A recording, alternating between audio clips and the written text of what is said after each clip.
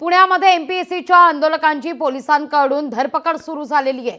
विविध मागण्यांकरता गेल्या 3 दिवसांपासून विद्यार्थ्यांचं या ठिकाणी आंदोलन सुरू आहे आणि याच ठिकाणी आता मात्र धरपकड करण्यात येते। आंदोलकांची पुण्यात एमपीएससीच्या आंदोलकांची पोलिसांकडून धरपकड सुरू झालेली आहे। अधिक माहिती घेण्याकरता थेट जाते पुण्याला आमचे प्रतिनिधी चंद्रशेखर भांगे यांच्याकडे। चंद्रशेखर, आपण पाहतोय या ठिकाणी आंदोलकांची आता पोलिसांकडून धरपकड होतीये।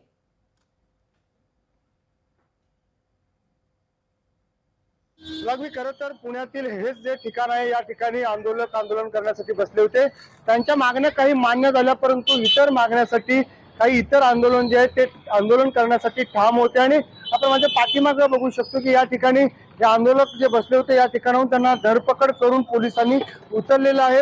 या ठिकाणी बळीराम डोळे आणि त्यांचे इतर सहकारी उपोषण सुद्धा करत होते आणि या सगळ्यांना या ठिकाणाहून पोलिसांनी काही वेळापूर्वी उचललेलं आहे। आपण पाहिलं की पोलिसांचा मोठा बंदोबस्त या परिसरामध्ये तैनात करण्यात आलेला आहे आणि या सगळ्या पोलिसांकडून आता आंदोलकांची धरपकड जी आहे ती केली जात आहे। आपण बघू शकतो की पोलीस मोठ्या प्रमाणात या ठिकाणी आपल्याला दिसत आहेत आणि आंदोलक जे होते त्या सर्व आंदोलकांची धरपकड पोलीस आता करताना दिसत आहेत। पुण्यातील हेच शास्त्री रोड आहे आणि याच रस्त्यावरती गेल्या 3 दिवसापासून आंदोलन सुरू होतं। त्यांच्या ज्या मागण्या होत्या त्या मागण्यावरती सगळं आंदोलन सुरू होतं आणि आंदोलनानंतर काही मागण्या ज्या आहेत त्या मान्य झाल्या होत्या आणि या सगळ्या मागण्या मान्य झाल्यानंतर पोलीस आता ऍक्शन मोड मध्ये आलेले आहेत आणि या ठिकाणच्या आंदोलकांची धरपकड त्यांनी सुरू केलेली आहे।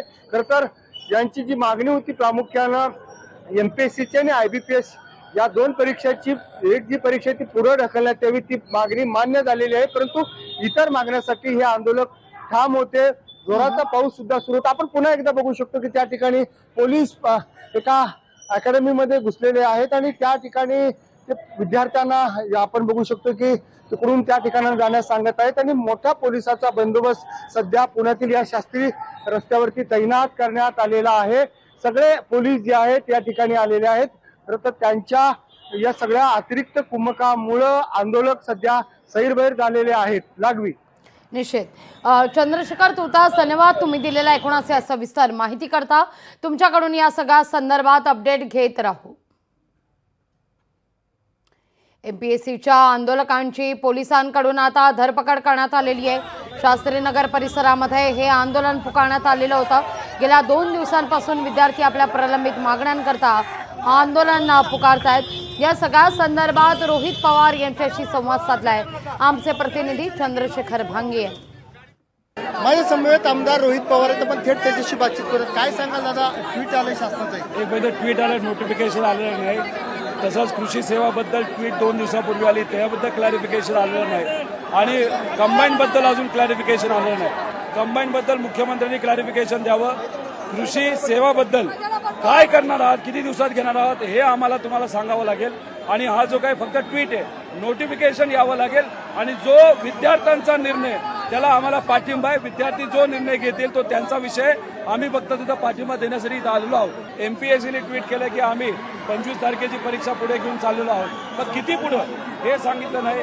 त्याच्याचबरोबर जे कृषी सेवा आहे त्याच्याबद्दल काही निर्णय तिथं घेतलेला नाही, म्हणजे किती दिवसात तुम्ही घेणार आणि कंबाईनबद्दल अजून निर्णय घेतला नाही। त्यामुळे हे सगळे निर्णय अजून बाकी आहेत, बघू काय होतंय। आमदार रोहित पवार, लोकसभा पुणे।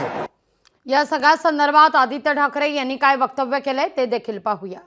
घोळ एवढा झालेला आहे की स्पर्धा परीक्षेमध्ये आयबीपीएसची एक्झाम असेल किंवा मुंबईची आपली महाराष्ट्राची स्पर्धा परीक्षा, एमपीएससीची स्पर्धा परीक्षा, हे ताळमेळच बसत नाहीये। एकाच दिवशी ती स्पर्धा परीक्षा आयबीपीएस बद्दल घेतली आणि सवाल माझा ह्या एमपीएससीच्या आयोगाला आहे की प्रत्येक वेळी तुम्ही हा एवढा घोळ का घालत असता, जेणेकरून 2022 साली असेल, 23 साली असेल, 24 साली असेल, ह्या विद्यार्थ्यांना आंदोलन करावंच लागतं। सगळीकडून हे विद्यार्थी येतात, पुण्यात देखील जिथे येतात, आंदोलन करायची गरज काय येते? लोकशाही मराठी ऐका, पहा, जागरूक रहा।